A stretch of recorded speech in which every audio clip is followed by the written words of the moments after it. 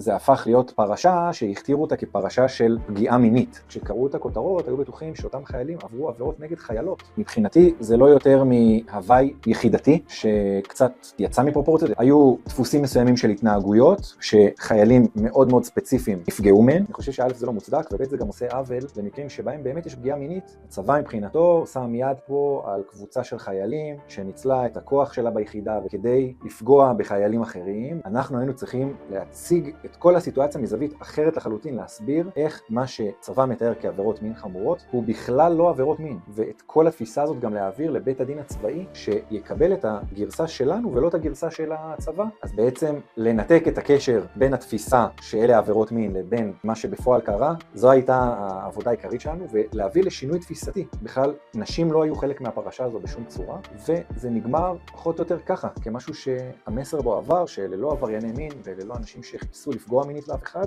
הצלחנו לסגור את התיק ברישום פלילי מופחת, ובכך שהלקוח שלנו הודע בעבירות מאוד מאוד מינימליות, ולמעשה גם ישב בכלא חודשיים בלבד. מלבד זה כמעט לא נדרש לשום סנקציה או עונש, ופשוט המשיך בדרכו.